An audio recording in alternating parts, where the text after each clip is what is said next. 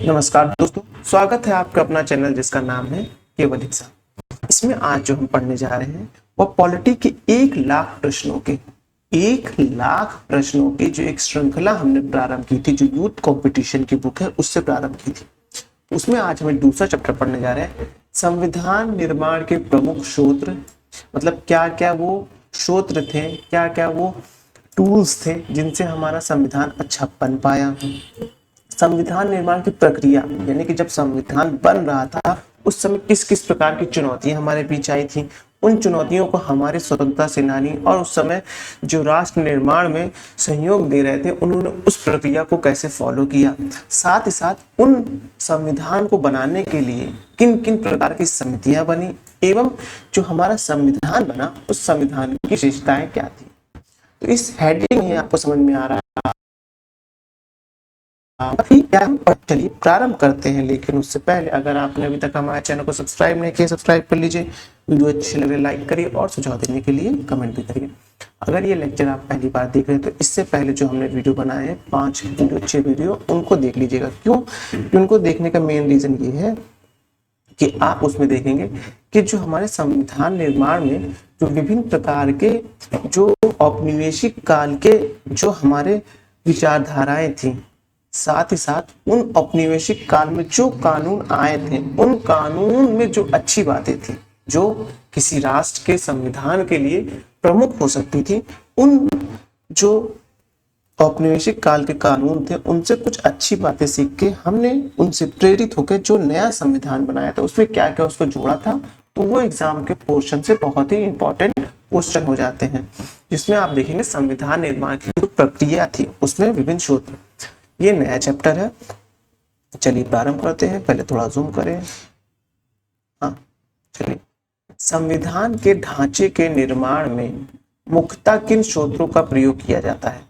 तो संविधान के निर्माण के ढांचे में मुख्यतः सूत्र में देखेंगे तो आंतरिक और बाह्य सूत्र का उपयोग किया जाता है। आंतरिक सूत्र का मतलब जो हमारे एक क्षेत्र, भौगोलिक क्षेत्र के अंतर्गत जो विभिन्न प्रकार के एक्सपीरियंस हैं, उनके जो आंतरिक क्रियाकलाप हुई हैं उनसे क्या क्या बातें सीखने को मिली है, और हमारी सीमा के बाहर जितने भी वैश्विक लेवल पर प्रक्रियाएं हो रही हैं उनसे हम अपने संविधान बनाने में क्या क्या चीज़ें अपना सकते हैं, इन दोनों सूत्रों का प्रयोग किया जाता है। अब है भारतीय संविधान का अधिकांश भाग किन अधिनियमों से लिया गया है? वह लिया गया भारत शासन अधिनियम 1935 से लिया गया है। तो भारतीय संविधान का अधिकांश भाग किन अधिनियमों से लिया गया? भारत शासन अधिनियम 1935 से लिया गया है। 1935 के बारे में लास्ट वाले लेक्चर में देखिएगा।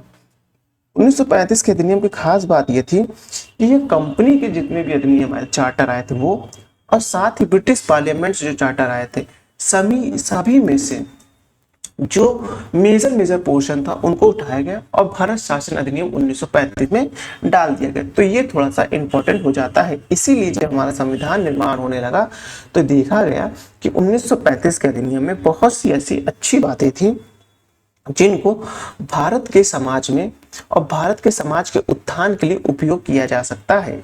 इसलिए भारत शासन अधिनियम का अधिकांश भाग जो है वह हमारे संविधान में लिया गया है। भारत शासन अधिनियम 1935 से लिए गए प्रमुख उपबंध क्या क्या थे? पहले था न्यायपालिका देखेंगे आप, फिर अध्यादेश देखेंगे। जो अध्यादेश आप गवर्नर की शक्ति के पास था ना 1933 के अधिनियम के माध्यम से, वो देखेंगे। फिर जो वही हम राष्ट्रपति बनता है तो राष्ट्रपति देखेंगे, आर्टिकल 123 के माध्यम से उसको यूज करता है। कैग आप जानते हैं कैग कितनी इंपॉर्टेंट एक संस्था है। फिर लोक सेवा आयोग, लोक सेवा आयोग का आप देखेंगे। लोक सेवा आयोग शब्द का ही प्रयोग जो हुआ था आप देखेंगे 1919 के अंतर्गत देखने को मिलेगा। फिर आप देखेंगे आपात उपबंध कि जब किसी देश में जब इमरजेंसी लग जाए तो क्या क्या वो आपात उपबंध हो सकते हैं। प्रशासनिक वितरण देखेंगे, राज्यपाल देखेंगे और देखेंगे संघीय व्यवस्था देखेंगे। तो ये सारे जो मेजर पोर्शन है वो 1935 के अधिनियम से लिए गए हैं। और ये भी सब जो पोर्शन है, जब आप, मैं इससे पहले वीडियो आपको बता रहा था उसमें देखेंगे तो किसी न किसी चार्टर एक्ट में या तो फिर जो भारत शासन अधिनियम आया था उसमें सब रहते हैं कहीं ना कहीं से, प्रत्यक्ष या अप्रत्यक्ष रूप से। अब विदेशी सूत्र देख लेते हैं कि जो विदेश से जो सूत्र लिए गए, मतलब कि हमारे भौगोलिक सीमा के बाहर जो अंतर्राष्ट्रीय लेवल पे जो कानून थे या तो फिर जो विदेशों में जो कानून चल रहे थे उसमें अपने नागरिकों या अपने देश के विकास के लिए उन संविधानों में क्या प्रमुख बातें थी उन्हें लिया गया, मतलब उन्हें लिया क्या गया है, उनसे प्रेरित होकर हमने अपने संविधान में मॉडिफाई करके उसको डाला, तो वही विदेशी सूत्र कहलाते हैं। तो देखते हैं क्या क्या कहाँ से लिया गया। तो ब्रिटेन के संविधान से लिए गए प्रावधान, जो ब्रिटेन था उसके संविधान से क्या क्या प्रावधान लिए गए। तो पहला देखेंगे संसदीय शासन प्रणाली लिया गया। याद रखिएगा हमारी जो संसदीय शासन प्रणाली है वो ब्रिटेन से ली गई है, हमारे यहाँ संसदीय शासन प्रणाली है, और वहीं अमेरिका में देखेंगे तो अध्यात्मक शासन प्रणाली है। दोनों में बहुत अंतर है, ध्यान रखिएगा। हमारे देश में संसदीय शासन प्रणाली का प्रारूप अपनाया गया है। संसदीय विशेषाधिकार आपको पता है आर्टिकल 105 के माध्यम से जो संसद के सदस्य होते हैं उनको कुछ विशेषाधिकार होता है। विधि का शासन होता है। विधि का शासन का तात्पर्य यह होता है कि किसी व्यक्ति का शासन नहीं चलेगा, किसी व्यक्ति का शासन ना चल के विधि यानी कि जो कानून होगा कानून का शासन चलेगा। फिर उसके बाद देखेंगे विधायी प्रक्रिया, यानी किसी भी बिल को पास होने के लिए क्या क्या विधायी प्रक्रिया होनी चाहिए, कोई भी कानून जनता या पूरे देश पर लागू कैसे होगा या किसी देश के कुछ भागों में लागू होगा उसके लिए क्या होनी चाहिए, एक विधायी प्रक्रिया होनी चाहिए। एकल नागरिकता, ये बहुत इंपॉर्टेंट है। एकल नागरिकता कहाँ से ली गई है, वह देखेंगे आप ब्रिटेन से ली गई है। तो वहीं आप अमेरिका में देखेंगे तो दोहरी नागरिकता का प्रावधान है। वहाँ इंसान राज्य का भी नागरिक होता है और साथ ही साथ आप देखेंगे देश का भी नागरिक होता है। तो वो वहाँ का एक कल्चर है, लेकिन हमारे देश में सिर्फ एकल नागरिकता होती है। एकल नागरिकता से तात्पर्य है आप किसी राज्य के नागरिक नहीं होंगे, आप नागरिक होंगे केवल देश के। किसके? केवल देश के। अगर आपने किसी दूसरे देश की नागरिकता ले ली तो इस देश की नागरिकता यानी कि भारत की नागरिकता आपकी स्वतः समाप्त हो जाएगी। अब उसके बाद देखेंगे मंत्रिमंडल प्रक्रिया। जो मंत्रिमंडलीय प्रक्रिया होती है, कोई बिल जैसे धन विधेयक है वो कैसे पास होगा उसके लिए एक अलग आर्टिकल है, संविधान संशोधन के लिए अलग आर्टिकल है, नॉर्मल जो संविधान बनेंगे उनके लिए अलग है। ये सब अलग अलग प्रक्रियाएं हैं। अब है एकल न्याय प्रणाली। एकल न्याय प्रणाली आप जानते हैं इसका तात्पर्य क्या है कि हमारे यहाँ एकल न्याय प्रणाली है जिसमें देखेंगे एक न्यायालय ढांचा है। सर्वाधिक मत के आधार पर जीत का निर्णय, इसमें देखिएगा शब्द लिखा हुआ सर्वाधिक मत के आधार पर जीत का निर्णय। ये जीत के निर्णय में ये लिखा है कि सर्वाधिक मत की बात की गई है, ना कि जो 50% की मत की बात की गई, नहीं, सर्वाधिक मत। अगर मान लीजिए 100 लोग, इसको ऐसे समझिए 100 लोग वोट देने वाले हैं, ठीक है, 100 वोट है, 2 पार्टियां हैं, उसमें से केवल मात्र 100 में से कितने लोग वोट देने जा रहे हैं, 20 लोग देने जा रहे हैं। अब 80% तो यहीं कट गए। अब इस 20% में से जिसको ज्यादा मिलेगा, अगर इसको 11 मिल गया, इसको 10 मिल गया, तो जीतेगा कौन, ये 11 वाला जीत जाएगा। तो यही बात कर रही है। और वहीं अगर ये होता कि आपको आधे से ज्यादा मत लाना है या 1/3 मत प्रक्रिया के अनुसार है, या तो आप देखेंगे 50% के मत के आधार पर होता, तो यह प्रक्रिया जो है भारत में लागू ना हो पाती। रीजन क्या है, मान लीजिए एक तो भारत में शिक्षा का अभाव बहुत कम है, लोग कम से कम वोट डालने जाते हैं। 100 लोग को वोट डालना है तो आप देखेंगे 56%, 60% से ज्यादा लोग नहीं जाते हैं। आपने देखा होगा अगर यहीं पर कर देते कि आपको 50% वोट लाना है तो 60% ही लोग गए, 40% तो नहीं गए ना, तो 50% तो हमेशा चुनाव ही होता रहेगा ऐसे में। तो इस प्रक्रिया को बाईपास करने के लिए यहाँ बोला गया सर्वाधिक मत, यानी कि जितने मत डालने हैं, यानी 100 मत डालने हैं, केवल डाले गए 20 मत, उन 20 मत में से जो ज्यादा मत पाएगा वह विजयी कहलाएगा। इसलिए यह बोला जाता है कि सर्वाधिक मत के आधार पर यह प्रक्रिया प्रारंभ होगी। अब आगे देखते हैं क्या है, सर्वाधिक मत के आधार पर जीत का निर्णय और द्विसदनात्मक व्यवस्था। कैसी व्यवस्था, द्विसदनात्मक व्यवस्था प्रारंभ होगी। कैसी व्यवस्था होगी, द्विसदनात्मक व्यवस्था प्रारंभ होगी।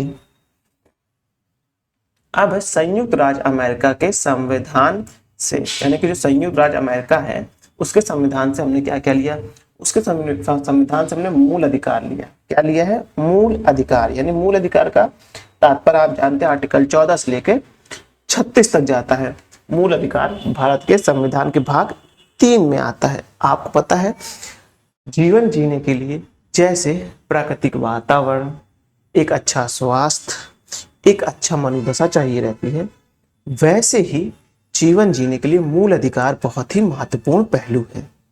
मूल अधिकार के बिना इंसान जानवरों जैसा जीवन जीता है, मेरा यह मानना है। अगर आपके पास अधिकार ही नहीं है तो आप वो जीवन जीने का अधिकार नहीं है।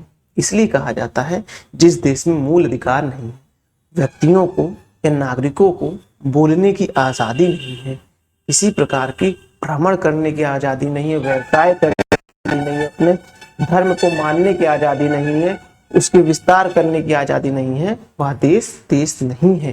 वह एक कैसा है? वह एक जेल खाना है जहाँ किसी भी प्रकार के अधिकार नहीं है। जिस देश में मूल अधिकार होते हैं वहाँ जो कैदी भी होते हैं ना, उनके भी अपने कुछ अधिकार होते हैं। ये बात ध्यान रखिएगा।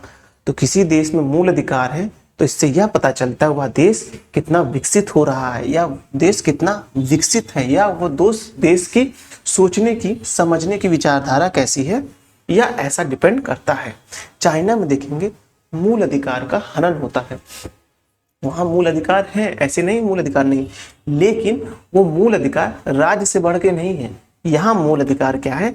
राज्य के बराबर आ जाते हैं हमारे। लेकिन हाँ, कुछ कुछ ऐसी दशाएं बताई गई हैं, वो दशाओं को बाकायदा संविधान में उल्लेखित किया गया है कि इन इन वजहों से आपका मूल अधिकार खत्म होगा। मैं अभी आगे आपको बताऊंगा जब मूल अधिकार पढ़ाऊंगा, तो किन किन वजहों से मूल अधिकार समाप्त होगा और किन किन वजहों से मूल अधिकार नहीं समाप्त होगा। किन किन दशाओं में नागरिकों को बोलने की या किसी प्रकार की भ्रमण या कोई भी प्रक्रिया करने की स्वतंत्रता है। लेकिन ये भी बताया गया है वह जो प्रक्रिया है किसी ऐसे व्यक्ति के जीवन पर प्रभावित ना करे जिनसे उस प्रक्रिया का कोई संबंध ना हो।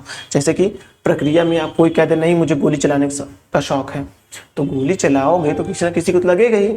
आपके मूल अधिकार के लिए किसी का तो जीवन जाएगा ही जाएगा। तो इस प्रक्रिया को समाप्त करने के लिए मूल अधिकार पे युक्त प्रतिबंध लगाए गए हैं, जो आप देखेंगे आगे देखेंगे। देखिए, अधिकार वही है जो जिस पे प्रतिबंध है। प्रतिबंध के बिना अधिकार का कोई महत्व नहीं है। तो संयुक्त राज्य अमेरिका से क्या लिया गया? मूल अधिकार लिया गया है। प्रस्तावना का विचार, राष्ट्रपति पर महाभियोग की प्रक्रिया। ये जो प्रस्तावना है, प्रस्तावना की जो भाषा ली गई है वह तो ऑस्ट्रेलिया से ली गई है, मैं आगे बताऊंगा। लेकिन प्रस्तावना का जो प्रारूप आप देखेंगे तो वह कहीं ना कहीं अमेरिका की विचारधारा से मिलता नजर आएगा। फिर राष्ट्रपति पर महाभियोग, आपको पता है 61 में राष्ट्रपति पर महाभियोग, 61 या 62 के माध्यम से, अनुच्छेद के माध्यम से राष्ट्रपति पर महाभियोग लगाया जाता है। उस महाभियोग लगाने की प्रक्रिया क्या होगी, इसके बारे में जो उल्लेख लिखा गया वह संयुक्त राज्य अमेरिका से लिया गया है।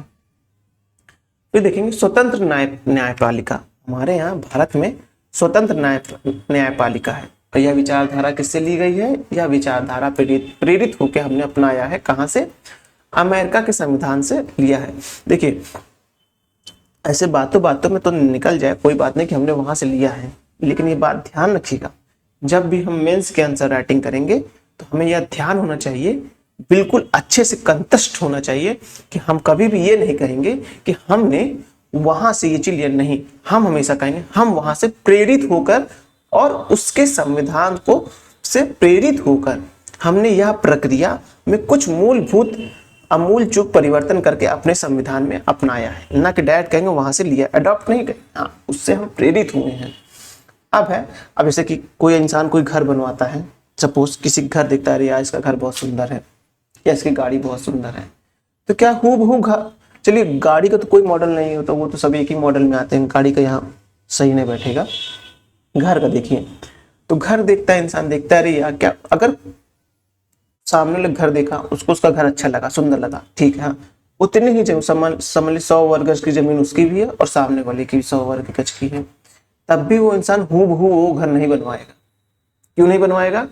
क्योंकि उस व्यक्ति का जिसका पहले से घर बना है उसकी मनोदशा अलग थी और जो व्यक्ति देख रहा है उसकी मनोदशा अलग है, वो समय दिशा अलग है। वो इंसान पहले ही बना चुका है घर और ये इंसान अब घर बनाने जा रहा है, तो कुछ न कुछ हाँ वहां से प्रेरित होगा कि हाँ रेलिंग ऐसी होगी, घर ऐसा होगा, कलर ऐसा होगा, लेकिन हूबहू ढांचा वो नहीं देगा। क्यों नहीं देगा? क्योंकि उसकी मूल प्रक्रिया जो समाप्त हो जाएगी, क्योंकि जो नया व्यक्ति घर बनवा रहा है उसकी मनोदशा, उसकी आर्थिक स्थिति पहले वाले से अलग होगी।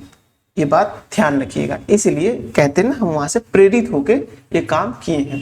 अब न्यायिक पूर्वालोकन, न्यायिक पूर्वालोकन से तात्पर्य क्या है ये समझिए। जब न्यायालय में कोई निर्णय दे दिया जाता है, अब वह निर्णय तो हो गया, लेकिन समय के साथ हमने ये देखा है कि निर्णय में, प्रक्रिया में बदलाव होता रहता है। जैसे कि आप देखेंगे आर्टिकल नहीं, धारा 357 देखेंगे, 97 देखेंगे धारा, तो वहां देखेंगे समलैंगिकता को लेकर 377 में देखेंगे समलैंगिकता को लेकर पिछले समय में क्या था, एक विचारधारा थी यह सही नहीं है, लेकिन पहले तो निर्णय दिया गया ये सही नहीं, लेकिन फिर जब समय बीता, टेक्नोलॉजी आई, डेवलपमेंट आया, लोगों को सोचने के तरीके में बदलाव आया, शिक्षा आई, तो फिर देखा गया नहीं, हर एक व्यक्ति की अपनी अपनी स्वतंत्रता है, उसका अपना एक मूल अस्तित्व है, उसकी अपनी एक मूल सोचने की विचारधारा है, हर व्यक्ति अपने में स्वतंत्र है। तो यह देखते हुए यह निर्णय दिया गया नहीं, समलैंगिकता है वो कोई अपराध नहीं है, वो एक विचारधारा है, वह एक सोचने का तरीका है, वह एक जीवन जीने का ढंग है। तो हमारे न्यायालय ने अपने ही निर्णय को पूर्वालोकित किया, यानी कि फिर से देखा, फिर से पढ़ा और उसको कहा कि नहीं, इसमें बदलाव की जरूरत है। तो इसी डिसीजन को, यानी न्यायालय में अपने ही डिसीजन को पूर्वालोकित करना, उसको समय काल परिस्थिति के अनुसार उसमें बदलाव करना, इसे ही न्यायिक पूर्वालोकन कहते हैं। न्यायिक पूर्वालोकन का कहाँ से हम प्रेरित होकर अपने संविधान में लाए हैं? वह संयुक्त राज्य अमेरिका से प्रेरित होकर लाए हैं। अब है लोक जनहित याचिका। आपको पता है PIL कहते हैं इसे। इससे क्या होता है कि कोई व्यक्ति देखता है किसी समुदाय का किसी बड़े वर्ग के द्वारा क्या किया जा रहा है, शोषण किया जा रहा है, तो उसके प्रति वह स्वतंत्र रूप से न्यायालय में जाता है, एक जनहित याचिका दायर करता है। जैसे LGBT समुदाय के प्रति जो नालसा एक वो है, NGO है, उन्होंने क्या किया था, एक लोक जनहित याचिका यानी PIL दायर की थी, जिसमें देखेंगे अंततोगत्वा उनकी जीत होती है। रीजन क्या होता है? लंबा समय का एक सफर होता है, लेकिन जीत तो होती है ना उनकी, अंततोगत्वा क्यों होती है? क्योंकि वह सही होता है। आप सही के लिए आवाज उठा रहे हैं तो गलत करने वाले कभी आपको रोक नहीं पाएंगे। तो इसी चीज को करने के लिए लोक जनहित याचिका लाई गई। तो कहां से प्रेरित होकर लाई गई? अमेरिका के संविधान से प्रेरित होकर लाई गई। अब उपराष्ट्रपति का पद अमेरिका में देखेंगे तो वहां अध्यक्षात्मक शासन प्रणाली है। वहां जो देखेंगे गणतंत्र का शासन चलता है, मतलब कि वहां देश की जनता राष्ट्रपति को डायरेक्ट चुनती है। डायरेक्ट उनका निर्वाचन होता है 4 साल में एक बार। ध्यान रखिएगा, हमारे यहाँ 5 साल का होता है, उनके यहाँ 4 साल का होता है। तो डायरेक्ट उनका निर्वाचन होता है। तो क्या होता है, जब राष्ट्रपति चुन जाता है तो राष्ट्रपति जब कभी विदेश दौरा या किसी अन्य काम में बिजी होता है तो अपने लिए एक उपराष्ट्रपति के पद को सृजित करता है कि यहाँ मेरे बिहाफ पर यह व्यक्ति देश के शासन में अपना योगदान देगा। उसी से प्रेरित होकर हमने हमारे यहाँ तो संसदीय शासन प्रणाली है। हमारे यहाँ संसद द्वारा, जनता द्वारा संसद के सदस्यों को चुना जाता है। संसद के सदस्यों में से किसी एक व्यक्ति को चुना जाता है जो बहुमत दल का नेता होता है, और राष्ट्रपति उसे प्रधानमंत्री के पद पर नियुक्त करता है। ठीक वैसे ही जब राष्ट्रपति का चुनाव होता है तो राष्ट्रपति के चुनाव के लिए यह किया जाता है कि जो संसद के द्वारा, जो संसद में जो जनता के द्वारा संसद में प्रत्यक्ष रूप से चुने गए व्यक्ति है, और राज्यसभा के व्यक्तियों को जो है वो राष्ट्रपति को चुनते हैं। राष्ट्रपति का उसमें निर्वाचन होता है, जो जीतता है वो राष्ट्रपति बनता है। लेकिन राष्ट्रपति अपने कार्य को बखूबी कर सके, हाँ, सभी पक्षों को अच्छे समझ सके, इसके लिए वो अपने सहायक के रूप में उपराष्ट्रपति का पद सृजित करता है। आपको पता है भारत का जो उपराष्ट्रपति होता है वह देखेंगे राज्यसभा का अध्यक्ष होता है। इसका अध्यक्ष होता है वो राज्यसभा का अध्यक्ष होता है, ये भी आप ध्यान रखिएगा। तो ये कहाँ से प्रेरित होकर लाया गया? वाला देखिए, वहां पास तो डायरेक्ट उपराष्ट्रपति चुन लिया जाता है, डायरेक्ट राष्ट्रपति अपॉइंटमेंट हो जाता है, लेकिन हमारे यहाँ नहीं। वहां के इस पद से प्रेरित होकर हमने अपने यहाँ कुछ मूलभूत परिवर्तन किए, और राज्यसभा का जो पदेन सभापति होता है उसको हमने क्या कर दिया गया, उपराष्ट्रपति का पद सृजित कर दिया गया है। तो प्रेरणा कहाँ से आई है उपराष्ट्रपति पद के लिए? संयुक्त राज्य अमेरिका से आई है। अब देखेंगे वित्तीय आपात। कैसा? वित्तीय आपात। वित्तीय आपात से तात्पर्य क्या है? आर्टिकल 360। आर्टिकल 360 अभी तक भारत में लगा नहीं, लेकिन एक वक्त था, ऐसी परिस्थितियां उत्पन्न हो रही थी कि भारत में राष्ट्र वित्तीय आपात लगाया जा सकता था। रीजन क्या था? बहुत ज्यादा फिजिकल डेफिसिट हो रहा था हमारे साथ। तो वो अपना एक अलग कहानी है। जब आप इंडिया फ्रीडम के बाद से देखेंगे तो बहुत सी ऐसी नीतियां थी जो दीर्घकालीन प्रभाव डालती चली जा रही थी। जैसे कल के लेक्चर में बता रहा था कि कोई भी ऐसा कानून नहीं बनाना चाहिए जिसमें भविष्य या वर्तमान दोनों में से किसी एक को नुकसान हो रहा है। अगर किसी एक को नुकसान हो रहा है तो नीतियां सही नहीं हो। हमें नीतियां ऐसी बनानी चाहिए जो वर्तमान पीढ़ी को तो फायदा दे ही दे, साथ ही आने वाली पीढ़ी को भी उसमें लाभ मिले। तो ऐसी नीतियां बनानी चाहिए। लेकिन आजादी के समय कहते ना, इंसान चोट खा खा के ही सीखता है। बात ध्यान रखिएगा, क्योंकि लोग कहते हैं ना दूसरों के तजुर्बे से सीखो। मेरा यहाँ अपना मत, उनका ये अपना मत होता है कि हाँ दूसरे के गलतियों से सीखना चाहिए। लेकिन मुझे ऐसा लगता है अगर दूसरा व्यक्ति जो है उसकी देश काल परिस्थिति अलग थी गलती करने की, और जो सीख रहा है उसकी देश काल परिस्थिति अलग है, तो हो सकता है कुछ अनुभवी लोग जिनका भाग्य अच्छा हो वो उससे गलती सीख के अपना सही कर ले। लेकिन हाँ, जब तक हम गलतियां नहीं करेंगे हम सीख नहीं पाएंगे, क्योंकि हमारे देश काल परिस्थिति, सोचने का तरीका, व्यक्तित्व अलग होता है और अलग होता है। तो वित्तीय आपात जो होता है के बारे में बताया था, कुछ ऐसी परिस्थितियां बनी थी जो वित्तीय आपात काल उत्पन्न हो रहे थे लेकिन लगे नहीं थी। तो भारत में एक ऐसा स्ट्रक्चर है जिसमें बहुत कुछ बदलाव होता रहता है। तो वित्तीय आपात से प्रेरणा कहाँ से हमें मिली है? संयुक्त राज्य अमेरिका से मिली है। उसके आगे देखेंगे संविधान संशोधन में राज्य विधायिकाओं द्वारा अनुमोदन का प्रावधान। इसका कि संविधान संशोधन में राज्य विधायिकाओं द्वारा अनुमोदन का प्रावधान। फिर उसके बाद देखेंगे संविधान की सर्वोच्चता। ये बहुत इंपॉर्टेंट लाइन है, ध्यान रखिएगा। संविधान की सर्वोच्चता। संविधान की सर्वोच्चता किस लिए? विधि का शासन। इसका शासन पढ़ाया था आपको, ये देखिए विधि का शासन। विधि का शासन लिया कहाँ गया? कहाँ से गया है? ब्रिटेन से। कानून से शासन चलेगा, और उस कानून में भी किसका शासन चलेगा? संविधान की सर्वोच्चता जो भारत की जनता के द्वारा बनाई गई है। इसलिए जब आप प्रस्तावना पढ़ेंगे उसमें लिखेगा we the people of India, हम भारत के लोग, हम भारत के लोग, भारत को संपूर्ण प्रभुत्व संपन्न, यानी भारत के लोगों ने भारत का संविधान बनाया है। तो इसीलिए भारत के लोगों ने यह घोषणा की है कि इस संविधान में सर्वोच्चता किसकी होगी? वह सर्वोच्चता संविधान की होगी। यह देश किससे चलेगा? यह देश संविधान से चलेगा। यह देश विधि से चलेगा। यह देश संविधान के द्वारा चुने गए नुमाइंदों के द्वारा बनाई गई प्रक्रियाओं के माध्यम से चलेगा। संविधान से चलेगा। देश किसी भी प्रकार से, किसी भी व्यक्ति या विशेष विचारधारा से नहीं चलेगा, संविधान से चलेगा। इसीलिए बोला गया है। इसलिए मैं इस बात पर जोर दे रहा हूं कि संविधान की सर्वोच्चता क्यों है। संविधान की सर्वोच्चता इसलिए है, संविधान की सर्वोच्चता इसलिए है क्योंकि संविधान को चलाने के लिए, देश को चलाने के लिए संविधान की आवश्यकता होती है। और संविधान की आवश्यकताओं को किसने परखा है? उन देश, जिस देश का संविधान उन देश के लोगों ने परखा है। इसलिए संविधान की सर्वोच्चता है, जो कि लिया गया है संयुक्त राज्य अमेरिका से लिया गया है। इसके बारे में आपको और बताऊंगा, लेकिन जब हम इस प्रक्रिया को पढ़ने लगेंगे कि संविधान की सर्वोच्चता ही क्यों। एक होता है संविधान और दूसरा होता है संविधानवाद।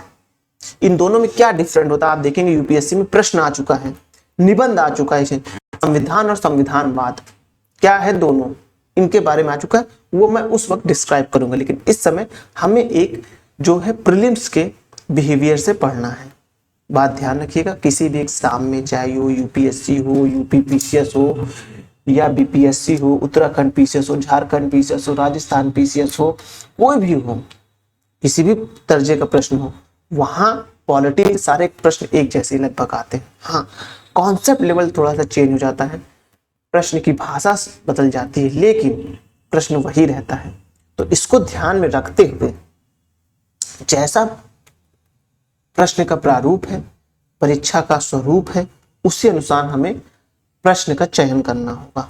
तो अभी यहाँ से भी ये ध्यान रखना है कि संयुक्त राज्य अमेरिका से क्या क्या लिया गया, मूल अधिकार लिया गया, प्रस्तावना का विचार लिया गया, राष्ट्रपति पर महाभियोग की प्रक्रिया ली गई, स्वतंत्र न्यायपालिका लिया गया, न्यायिक पूर्वावलोकन लिया गया, वित्तीय आपात लिया गया, जनहित याचिका ली गई, उपराष्ट्रपति का पद लिया गया, आपात उपबंध लिया गया, वित्तीय आपात लिया गया, फिर संविधान संशोधन में राज्य विधायकों द्वारा अनुमोदन का प्रावधान लिया गया कि जो संविधान संशोधन में राज्य का कैसे कैसे होगा वो लिया गया। जैसे कि अभी आप देखेंगे ना, वन इलेक्शन का मुद्दा चल रहा है, तो उसमें देखिए अलग अलग राज्य से अनुमति ली जाएगी, संविधान की सर्वोच्चता, ये सब कहाँ से लिया गया है? ये सब लिया गया आपका संयुक्त राज्य अमेरिका से लिया गया है। अब उसके बाद एक नया हम देखने आयरलैंड से क्या लिया गया।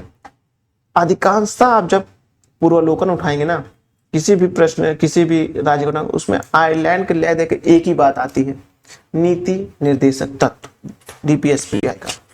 एक मिनट रुकिएगा।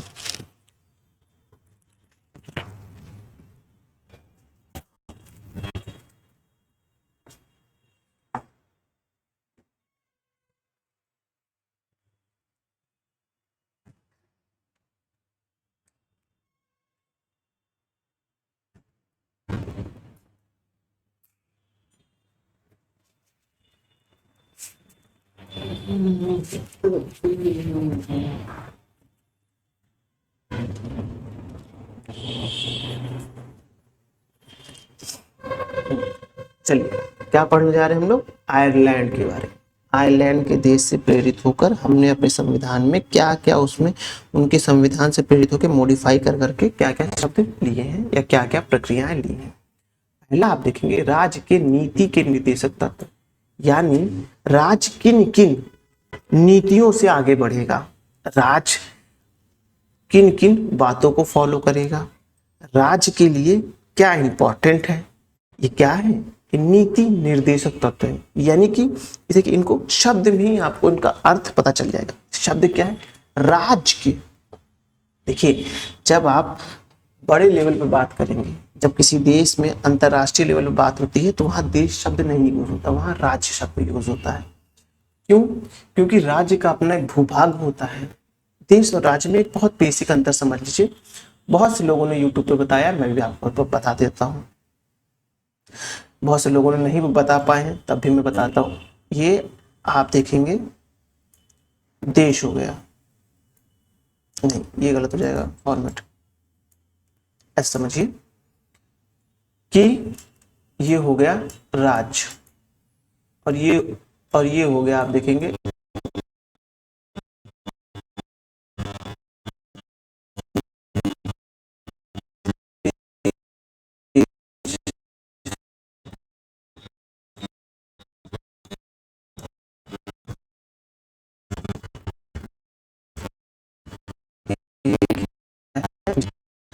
पता होना चाहिए देश और राज्य में अंतर क्या होता है। राज्य का एक अपना एक निश्चित भूभाग होता है, राज्य की अपनी एक जनता होती है, बस बेसिक डिफरेंट दो रख लीजिए, दो को भी, जनता को भी आप साइड हटा दीजिए, बस इतना ध्यान रखिए। राज्य का अपना एक निश्चित भूभाग होता है, वहीं देश भावनात्मक रूप से जुड़ाव का एक प्रतीक है। देश का अपना एक भावनात्मक रूप से जुड़ाव का एक प्रतीक है, राज्य की अपनी एक निश्चित भूभाग है, बस। तो जब इंटरनेशनल लेवल पर बात होती है तो वहां कहा जाता है राज्य। क्यों? क्योंकि राज्य का एक निश्चित भूभाग है। हम लोग कहते हैं ना वसुदेव कुटुंबकम, वो हमारी विचारधारा है, तभी हम पूरे पृथ्वी को अपना एक घर मान लेते हैं, पूरे विश्व को अपने में मिलाने की बात करते हैं, वो एक विचारधारा है। क्या संभव है ऐसा? संभव तो ऐसा नहीं है। हर एक देश अपने में स्वतंत्र है, हर एक देश की अपनी एक प्रक्रिया है। क्या पूरा देश भारत में, पूरे पृथ्वी के जितने भी देश हैं 200 से ज्यादा, वो क्या सभी भारत में मिल पाएंगे? नहीं मिल पाएंगे ना। लेकिन हम विचारधारा ऐसे देते हैं। तो विचारधारा क्या है? एक देश, विचारधारा प्रतीक किसका है? देश का, हमारा विचार। वही राज्य का एक अपना निश्चित भूभाग होता है, इसीलिए इंटरनेशनल लेवल पर कहा जाता है राज्य, स्टेट कहा जाता है। तो वही यहाँ बात हो रही है, मैं आपको बताने की कोशिश कर रहा हूँ। पहले मैं इसको रफ कर दूं ताकि कोई कंफ्यूजन ना हो। क्या है? राज्य यानी कि जो देश निश्चित हुआ, राज्य के नीति, नीति से तात्पर्य क्या है? जो भी हम प्रक्रिया बनाएंगे, जो भी हम संविधान बनाएंगे, उस देश को या उस राज्य को चलाने के लिए जो भी नीतियां बनेंगी, वो नीति, जो नीति शब्द यहाँ पर देखिए, राज्य के नीति निर्देशक, नीति जो बनाएंगे, हाँ, वो किन किन पैमाने पर होगा, उनका निर्देश क्या होगा। जैसे हम कोई खेल खेलते हैं, हम क्रिकेट खेलते हैं ना, 11 खिलाड़ी होने चाहिए, एक बॉल होने चाहिए, 3 स्टंप एक तरफ होने चाहिए, 3 स्टंप एक तरफ होना चाहिए, एक अंपायर होना चाहिए, कुछ फील्डर होने चाहिए, कीपर होने चाहिए, बॉलर होने चाहिए, रन बनेंगे तो सिंगल रन कैसे होंगे, छक्का कैसे होगा, चौका कैसे होगा, आउट कैसे होगा, नो बॉल कैसे होगा, वाइड बॉल, वो खेल के एक निर्देशक है, एक गाइडलाइन है, एक गाइडलाइन है ना, नीतियों के जो खेल खिलाड़ियों को एक गाइडलाइन है। ठीक वैसे ही राज्य की जो नीति होगी, जो राज्य को चलाने में जो भी नीति उपयोग किया है, उसके निर्देश, उस नीति के बनने में क्या क्या निर्देश होंगे, उसके तत्व। जैसे कि राज्य बनाएगा कि हमें क्या कहते हैं, मूल अधिकार नागरिकों को देना है, तो उन मूल अधिकारों को देने के लिए क्या क्या निर्देशन होने चाहिए। ऐसे नीतियां होनी चाहिए जो किसी दूसरे के मूल अधिकार का हनन न कर रही हो, उससे किसी प्रकार की आपात उत्पन्न ना हो रही हो, देश विरोधी तत्व न उत्पन्न हो रहे हैं, कोई ऐसी विचारधाराएं तो नहीं उत्पन्न हो रही है जिससे देश का विनाश हो सकता है। लोगों को ऐसा तो नहीं कोई हम मूल अधिकार बनाए जिसमें कुछ लोगों का की सुरक्षा हो रही है, कुछ लोगों को हानि हो रही है, कैसे कैसे निर्देशन चलेंगे। हाँ, फिर अगर मान लीजिए देश में ट्रैफिक कानून बन रहा है तो उनके निर्देशक क्या होगा, जो ट्रैफिक नीतियां बने उनके निर्देशन क्या होगा, वो कैसे चलेगी। हाँ, देश में व्यापार होगा, उस व्यापार को चलने की मनोदशा क्या होगी। देश में किसी भी प्रकार का उत्पादन होगा तो उसकी प्रक्रिया कैसी होगी। तो उन सब नीतियों को बनाने का जो निर्देश होगा उसे ही नीति निर्देशक तत्व कहते हैं। क्या कहते हैं? नीति निर्देशक तत्व कहते हैं। क्यों कहते हैं, उसका रीजन सुनिए। क्योंकि जैसे मनुष्य अपने आप को और ज्यादा विकसित करने के लिए क्या करता है, वो अपने लिए मूल अधिकारों की मांग करता है, वैसे ही देश अपने आप को विकसित करने के लिए क्या करता है, अपने आप को करने के लिए नीति निर्देशक तत्व का पालन करता है। इसलिए देखेंगे नीति निर्देशक तत्व क्या होते हैं, वो सकारात्मक स्वरूप के होते हैं। हम जब मूल अधिकार और नीति निर्देशक तत्व में अंतर पढ़ने लगेंगे देखेंगे कि मूल अधिकार नकारात्मक भाव का होता है, वो राज्य के विरुद्ध दिया जाता है, तो वही नीति निर्देशक तत्व क्या होते हैं, वो सकारात्मक भाव के होते हैं। इसीलिए आयरलैंड से लिया गया है कि राज्य के नीति निर्देशक तत्व, आप पढ़ लेते होंगे राज्य के नीति निर्देशक तत्व आयरलैंड से लिया गया, लेकिन अब मैंने आपको बता दिया क्या भाव है, आयरलैंड से कितना मेजर पोर्शन उठाया गया है। ये देखिए कि राज्य के चलने के लिए क्या क्या क्या मनोदशाएं होंगी, क्या क्या नीतियां होंगी, जो नीतियां होंगी वो किस पैमाने पर बनेंगी। जैसे चाय बनता है, वो कहते हैं ना चाय एक नीति, मान लीजिए चाय बन गई एक नीति, हर एक विद्यार्थी के लिए चाय बहुत इंपॉर्टेंट होती है, चाय बन गई एक नीति। लेकिन उस चाय को बनाने के लिए क्या निर्देश होने चाहिए, पहला पानी अच्छा होना चाहिए, दूध होना चाहिए, चीनी होना चाहिए, चाय पत्ती होना चाहिए, अदरक होना चाहिए, तुलसी होना चाहिए, लौंग इलायची होना चाहिए। अब क्या होगा, देखिए अब लोगों के हिसाब से कोई को अदरक चाय पसंद है, कोई को लौंग इलायची पसंद है, किसी को तुलसी पसंद है, किसी को इलायची पसंद है। तो चाय बनने के जो निर्देश हो रहे हैं, ये पैमाने पर चाय बनेंगी, तो क्या हो गया, चाय एक नीति हो गई, उसको बनाने के निर्देश। तो वैसे ही देश में कोई नीति बन रही है, उसको फॉलो करने के लिए क्या क्या निर्देश होने चाहिए, वही है राज्य के नीति निर्देशक तत्व। ये मैं आपको तब और अच्छे से बताऊंगा जब राज्य के नीति निर्देशक तत्व के चैप्टर पे हम पहुंचेंगे। अभी थोड़ा इसको तेजी से कंप्लीट करते हैं, अभी समय देखते हैं कि इस चैप्टर में क्योंकि खत्म भी तो करना है ना भाई, सिर्फ पढ़ना ही तो नहीं है बैठ के, ये समझाना, ये भी देखना भाई खत्म हो रहा है कि नहीं हो रहा है। लगभग 34 मिनट का समय हो गया है, कोई बात नहीं, हम लोग इसको कवर करेंगे। अब है राष्ट्रपति का निर्वाचन मंडल एवं पद्धति। जो राष्ट्रपति का हमारा निर्वाचन होता है जो उच्च सदन यानी राज्यसभा और लोकसभा से लिया जाता है और राज्य की विधानसभाओं से लिया जाता है, उनका जो निर्वाचन मंडल बैठेगा वो क्या होगा? निर्वाचन मंडल की प्रतिनिधि पद्धति क्या होगी? एकल संक्रमण मत प्रणाली। इसके बारे में भी हम पढ़ेंगे। क्यों एकल संक्रमण मत प्रणाली ये बोला गया है, इन शब्दों को अच्छे से हम डिफाइन करेंगे। फिर देखेंगे साहित्य कला, यानी साहित्य कला जो आप देखेंगे कि राष्ट्रपति कुछ लोगों को जो है साहित्य कला और विज्ञान के क्षेत्र में जो लोग अग्रणी होते हैं उनको अपने विधानमंडल को राज्यसभा में बैठाता है। फिर है समाज सेवा में योगदान के आधार पर ये तथा राज्यसभा में कुल 12 सदस्यों का मनोनयन जो करता है राष्ट्रपति, वो किस आधार पर करता है? इसमें साहित्य कला, समाज सेवा, विज्ञान ये सबको आधार बनाया जाता है, उससे जो है 12 लोगों को मनोनीत किया जाता है। इसलिए देखेंगे जब सचिन को राज्यसभा का सदस्य बनाया गया तो खेल के क्षेत्र से आए हुए थे। अब देखेंगे ऐसे अक्सर लोगों को मिलता है। अब है कनाडा। कनाडा का थोड़ा भू स्ट्रक्चर हम बता दें। ये रहा संयुक्त राज्य अमेरिका, ये रहा आपका मैक्सिको, ये रहा आपका कनाडा। कनाडा जो है सबसे ज्यादा मतलब कि वो समुद्री सीमा को साझा करने वाला देश है। सबसे बड़ी समुद्री सीमा किसके पास है? कनाडा के पास। ये बात ध्यान रखिएगा। कनाडा से इस समय हमारे संबंध में थोड़ा सा बिगड़े हुए हैं, ज्यादा नहीं, कुछ बस राजनीतिक पार्टियां अपने लाभ के लिए ऐसा करती हैं। देश में होता है, कनाडा में भी हो रहा है। जस्टिन ट्रूडो उनके जो है राजनीति है, उनके माध्यम से वो अपने पार्टी में बने रहने के लिए थोड़ा वो इंटरनल पॉलिटिक्स होती है, थोड़ा इंटरनेशनल रिलेशन होता है। जब आप पढ़ेंगे तो आपको समझ में आ जाएगा कुछ ऐसा नहीं हो रहा है जिससे चीजें बहुत बिगड़ जाएंगी, चीजें अपने जैसा पे सही हो जाती हैं।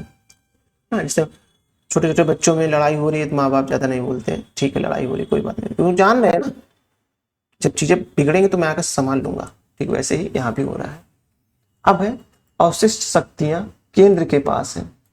अवशिष्ट शक्तियों का कॉन्सेप्ट पढ़ा था ना आपने, वायसराय, अवशिष्ट शक्तियां, है ना, पढ़ा था ना, कुछ याद आ रहा है ना कि अब चीज वहां से प्रेरित हुआ गया, देखा गया किस देश में सही लागू हो रही है, उस देश से अपनाया गया, फिर वहां से प्रेरणा होकर अपने देश में मॉडिफाई किया गया।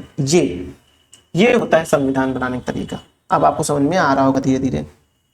ठीक, अब है संघीय शासन प्रणाली। कैसी? संघ की शासन प्रणाली। हमारे यहाँ देखेंगे यूनियन शब्द उपयोग होता है। हाँ, आर्टिकल फर्स्ट देखेंगे तो लिखेगा India that is Bharat A union of state, ऐसे मतलब कि लिखा हुआ, मैं मतलब कि भारत राज्यों का संघ है, ऐसे लिखा गया ना आर्टिकल फर्स्ट में। जो राज्यों का संघ है वह संघीय प्रणाली, यूनियन है, फेडरेशन नहीं है, ध्यान रखिएगा। आप यूपीएससी 2021 और 22 तो लगातार प्रश्न उठाएंगे, तो हर बार आप ऑप्शन में देखेंगे और पीसीएस में भी देखेंगे ना, तो आपको हर बार ऑप्शन देखेंगे ना, एक बीच वाला ऑप्शन दिया होगा जहां संघ लिखा होगा। लोगों ने संघ देखकर 2019 में भी आए थे प्रश्न, लोगों ने संघ देखकर हिंदी मीडियम वालों ने टिक मार दिया संघ है। लेकिन वही ऑप्शन को जब इंग्लिश में देखेंगे ना तो वहां फेडरेशन लिखा रहता है, वहां यूनियन नहीं लिखा रहता, ध्यान रखिएगा, वहां फेडरेशन लिखा, तो वो ऑप्शन गलत है। जहां भी संघ शब्द आ जाए, संघी शब्द, भाषण, भारत की संघीय प्रणाली, शासन प्रणाली, तो उसको देखा करिए वो इंग्लिश में क्या लिखा हुआ, यूनियन लिखा है, फेडरेशन लिखा हुआ है। ये बात ध्यान रखिएगा, जहां यूनियन लिखा हुआ वही टिक मारिएगा। हमारा जो यूनियन प्रणाली कनाडा से प्रेरित होकर ली गई है। एक सशक्त केंद्र राज्यपाल की नियुक्ति, जो केंद्र की सरकार होती है वो राज्यपाल की नियुक्ति करती है, आपको पता है।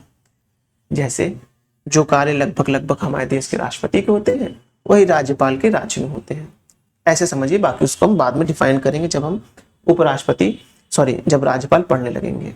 अब है राष्ट्रपति द्वारा उच्चतम न्यायालय का परमादेश न्यायिक निर्णय है।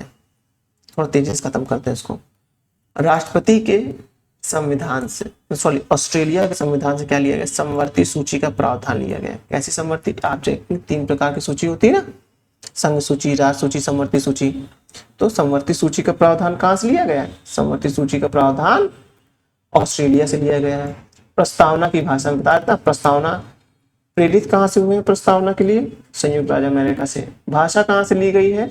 वह ली गई, आप देखेंगे ऑस्ट्रेलिया से। केंद्र राज्य संबंध, जो हमारा केंद्र राज्य संबंध है जिसके लिए सरकारी आयोग का आप अक्सर नाम सुनेंगे, उस केंद्र राज्य संबंध के प्रावधान कहाँ से लिए गए हैं? ऑस्ट्रेलिया से लिए गए हैं।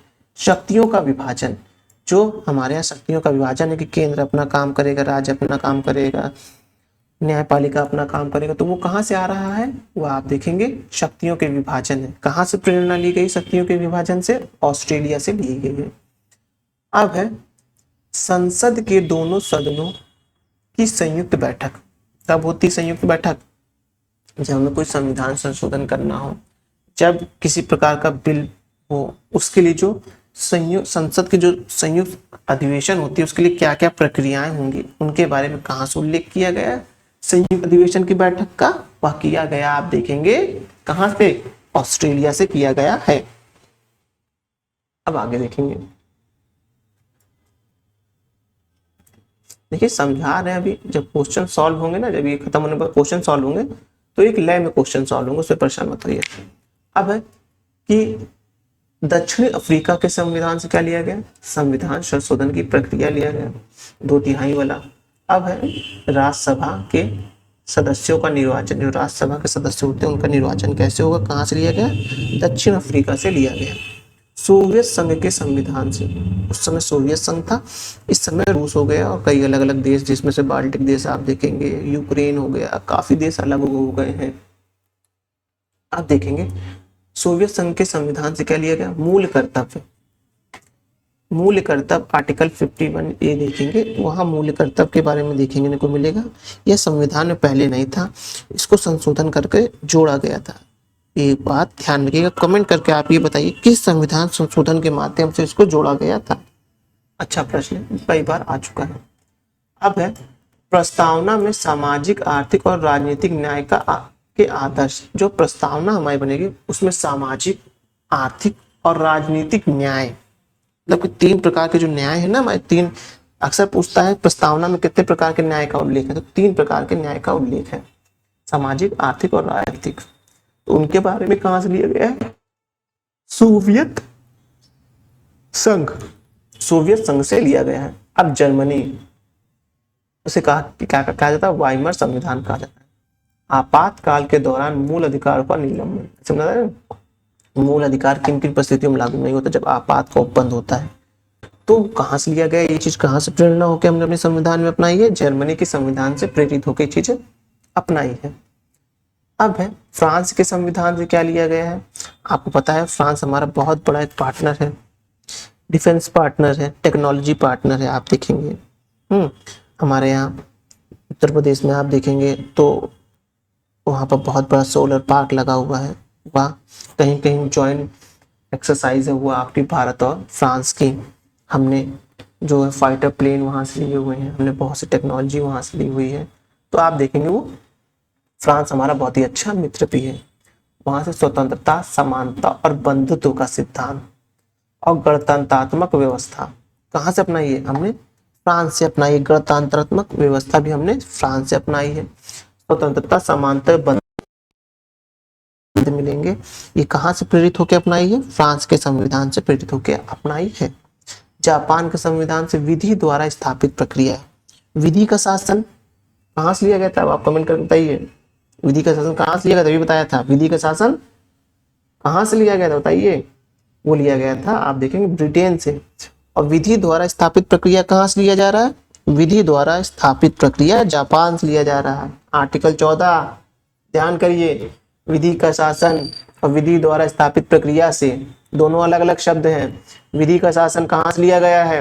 विधि का शासन जो है ब्रिटेन से लिया गया है। विधि द्वारा स्थापित प्रक्रिया कहां से लिया गया है? जापान से लिया गया। दोनों में अंतर समझते रहिएगा। अब है, चलिए प्रश्न आने स्टार्ट हो गए। न्यायिक पूर्वालोकन कहां से? यूएसए के संविधान से लिए गए हैं और यूएसए और भारत दोनों के संविधान में पाए जाते हैं। कौन सा लक्षण भारतीय परिसंघ और अमेरिकी परिसंघ में समान रूप से पाया जाता है? तो संविधान के निर्वाचन के लिए उच्चतम न्यायालय का व्यवस्था। राज्यसभा के गठन की प्रक्रिया, राज्यसभा के गठन में प्रतिभा, अनुभव एवं सेवाओं को प्रतिनिधित्व देने हेतु भारतीय संविधान निर्माता किस देश से प्रभावित हुए? संविधान पर आयरलैंड पे पढ़ा रहा था ना कि 12 लोगों को चुना जाएगा, निधि विधि की प्रक्रिया क्या हो, कहाँ से लिया गया है ये सब आप देखेंगे आयरलैंड से लिया गया है। अब उसके आगे देखेंगे राष्ट्रपति के विचारार्थ राज्यपाल द्वारा विधेयक सुरक्षित रखने का प्रावधान किस देश के संविधान से लिया? तो कनाडा के संविधान से लिया गया है। राज्यपाल नियुक्त करता है। आप देख रहे हैं दिल्ली में बहुत बवाल चलता है इस चीज को लेके, जहां केंद्र की अलग सरकार है और राज्य की अलग सरकार है, वहां आपको ये बवाल अक्सर देखने को मिलेगा कि राज्यपाल ने क्या किया है, कोई बिल विधान परिषद से पारित होता है और राज्यपाल उसको राष्ट्रपति के विवेकानुसार जो है उसको सुरक्षित रख देता है और 3-3 साल तक पड़ा रहता है। फिर लोग क्या करते हैं, वो राज्य के जो विधान परिषद के लोग होते हैं विधानसभा के, वो कहा करते हैं, वो न्यायालय के पास पहुंचेंगे, न्यायालय इसके बारे में फिर अपनी टिप्पणी करेगा। देखेंगे दिल्ली में, कर्नाटक में इस तरह के आपको बहुत खेला देखने को मिलता होगा। अब उसके आगे देखते हैं, अब है संविधान निर्माण प्रक्रिया एवं संविधान सभा, यानी कि संविधान निर्माण की जो प्रक्रिया है और एवं संविधान सभा, जो संविधान निर्माण प्रक्रिया क्या थी और संविधान सभा क्या है ये देखते हैं। भारत की संविधान सभा का उल्लेख सर्वप्रथम किसने किया था?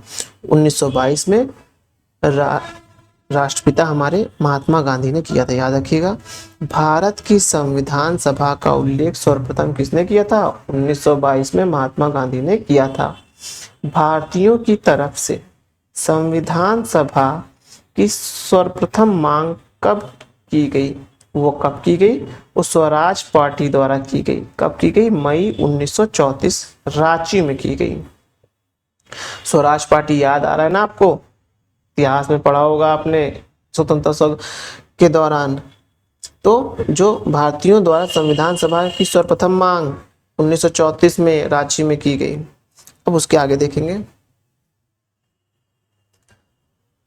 मानवेंद्र नाथ रॉय यानी M.N. रॉय ने भारत के संविधान सभा के गठन का विचार किया किस वर्ष रखा था? वो 1934 में रखा था। भारतीय राष्ट्रीय कांग्रेस ने पहली बार आधिकारिक रूप से संविधान सभा की मांग रखी थी 1935 में, स्वराज पार्टी के बाद रखी थी। अब है संविधान सभा के निर्माण हेतु वयस्क मताधिकार का विचार प्रस्तुत किया था किसने?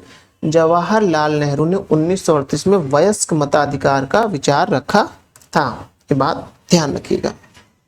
अब है ब्रिटिश सरकार ने सर्वप्रथम संविधान सभा की मांग को आधिकारिक रूप से कब स्वीकार किया था? वो किया था 1940 के अगस्त प्रस्ताव के रूप में अपनाया था। ब्रिटिश सरकार ने सर्वप्रथम संविधान सभा की मांग को आधिकारिक रूप से कब स्वीकार किया था? वह किया था 1940 के अगस्त प्रस्ताव में। फिर क्या आता है? क्रिप्स मिशन आता है, आपको याद मैंने बताया था। संविधान, जब इससे पहले लेक्चर में देखेंगे संविधान निर्माण की प्रक्रिया में देखेंगे आप उसमें क्या क्या विदेशी जो पूर्वकालीन जो हमारे अनुभव थे उनसे रिलेटेड याद आ रहे हैं ना आपको।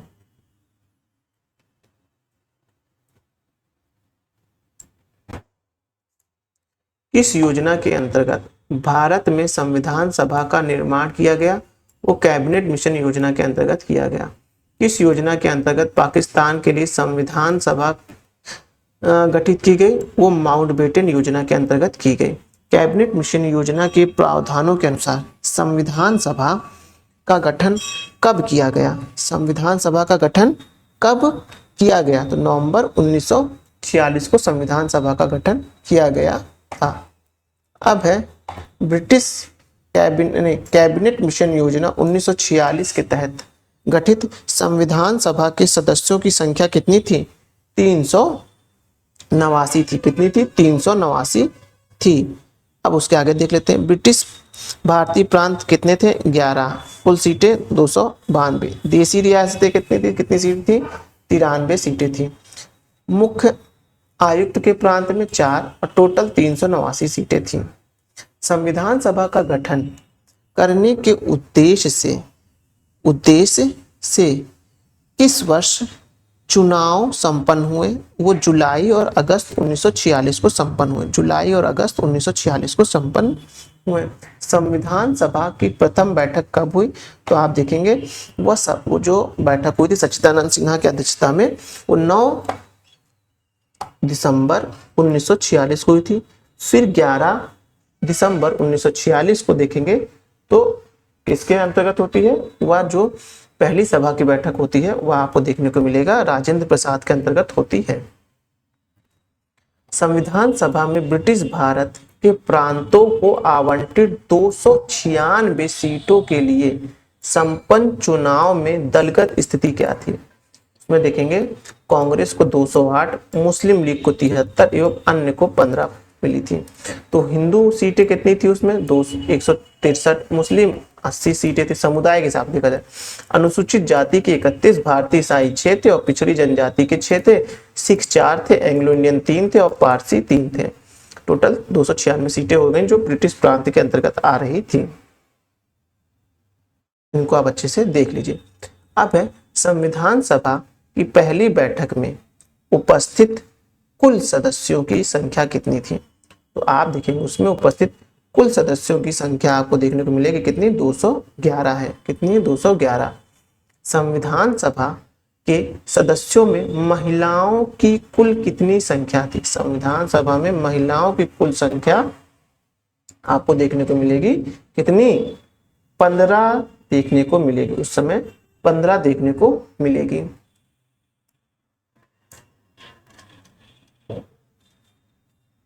अब है संविधान भारतीय संविधान सभा में शामिल महिला सदस्य कौन कौन थी? विजय लक्ष्मी पंडित थी, विदेशी मामले की, राजकुमारी अमृता कौर थी, सरोजिनी नायडू थी, सुचिता कृपलानी थी, पूर्णिमा बनर्जी थी, लीला राय थी, जी दुर्गाबाई थी, हंसा मेहता थी, कमला चौधरी थी, रेणुका रे थी, मालती चौधरी थी, दक्षयानी वेलायुधन थी, बेगम एजाज रसूल थी, एनी मस्करिनी थी और अम्मू स्वामीनाथन थी।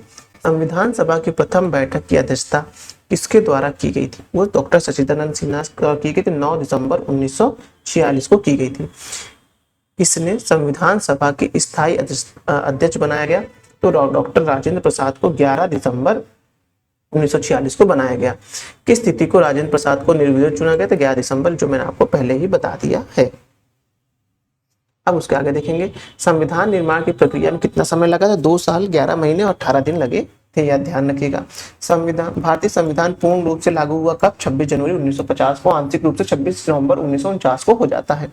भारतीय संविधान द्वारा पारित किए गए संविधान विस्तृत थे, 22 भागों, 395 अनुच्छेद और 8 अनुसूची थे। समय समय पर अनुसूचियां बढ़ती गई और संविधान के जो अनुच्छेद थे वो भी बढ़ते गए। अब है 26 जनवरी 1950 को संविधान लागू होने के समय सही संवैधानिक वस्तुस्थिति क्या थी?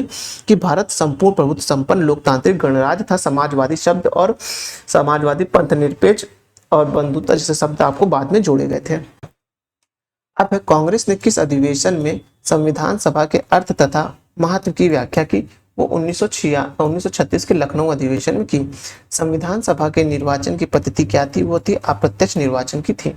संविधान सभा के संवैधानिक सलाहकार कौन थे? बी.एन. राव थे। अच्छे से ये बात ध्यान रखिएगा, संवैधानिक सलाहकार कौन थे? बी.एन. राव थे। देख लेते एक मिनट, ये चैप्टर कितना लंबा है ना, होगा उसको हम कल कंप्लीट कर देंगे। नेहरू समिति, अरे हो गया, कोई नहीं, यहाँ से स्टार्ट कर लेते, कोई दिक्कत नहीं है, बस इतना और कर लेते कल यहाँ से। फिर 26 नवंबर 1949 को लागू होने वाले अनुच्छेद की संख्या कितनी थी? जो 26 नवंबर को लागू, उसमें 15 अनुच्छेद लागू किए गए थे। इसलिए मैंने कहा आंशिक रूप से, मैंने बताया था ना, आपने सुना होगा। भारतीय संविधान को किसके द्वारा अपनाया गया था? संविधान सभा द्वारा। संविधान सभा कैसे बनी हुई थी? वो भारत की जनता द्वारा चुनी गई थी। अब संविधान सभा की कार्रवाई कब प्रारंभ होती है? तो होती है 13 दिसंबर 1946 को। उद्देश्य प्रस्ताव पास होता है, उससे उसकी कार्रवाई प्रारंभ होती है। संविधान सभा की कार्रवाई कब हुई? तो हो गया 13 दिसंबर 1946 को। संविधान सभा के उद्देश्य प्रस्ताव किसने पेश किया था? तो पंडित जवाहरलाल नेहरू ने किया था। अगर आपको यकीन नहीं हो रहा तो यूट्यूब पे डालिए, एक दिन डालिए, उद्देश्य प्रस्ताव देखिए, उस समय का वीडियो आपको मिल जाएगा और ओरिजिनल वीडियो मिलेगा, लोकल नहीं मिलेगा भाई। हाँ, देख लीजिएगा। भारत को एक संविधान देने का प्रावधान संविधान सभा द्वारा कब पारित किया गया? तो किया गया 22 जनवरी 1947 को उद्देश्य प्रस्ताव स्वीकार करने के साथ किया गया। अब है कि भारत विभाजन के बाद संविधान सभा का पुनर्गठन कब किया गया था? वो किया गया 31 अक्टूबर 1949 को किया गया था। माउंटबेटन योजना के तहत हुए विभाजन के परिणाम स्वरूप पाकिस्तान के लिए एक पृथक संविधान सभा का गठन किया गया। उसके बाद भारतीय संविधान सभा के सदस्यों की कुल संख्या घटकर कितनी कह गई? 299 थी। 229 प्रांतीय प्लस 70 जो है आपको देखेंगे जो देसी रियासत हो गई थी। भारतीय संविधान को बनाने के लिए संविधान सभा के कुल कितने अधिवेशन किए गए? 11 अधिवेशन किए गए। अच्छे से ध्यान रखिएगा। 24 जनवरी 1950 को संविधान पर सदस्यों द्वारा हस्ताक्षर के लिए पुनः संविधान सभा के समावेत होने को शामिल करने पर अधिवेशन कुल संख्या कितनी थी? 12। अरे यार ये पूरा रंग जाता है तो बेकार हो जाता है चीजें। अब है संविधान सभा की अंतिम बैठक कब हुई? 24 जनवरी 1950 को होती है। अब ये प्रारूप जो हम देखेंगे वह देखेंगे कल, यहाँ से देखेंगे संविधान सभा के सत्र, कौन कौन सत्र किस किस समय पे प्रारंभ हुए थे, इसको हम कल देखेंगे। तो चलिए वीडियो समाप्त करते हैं। आप लोग ध्यान से पढ़ते रहिए, पेपर आ गए हैं, अच्छे से पढ़िए। करंट का भी हम इस दृष्टि का थोड़ा रिवीजन कराएंगे आपका। बात अच्छे से ध्यान रखें। उसके कुछ मेजर पोर्शन तो होते हैं, जैसे कि विभिन्न प्रकार के उत्पादों में भारत का कौन सा स्थान है, इसके बारे में भी हम आपको बताएंगे। परेशान मत होइएगा, अच्छे से तैयारी करिए। चलिए, जय हिंद।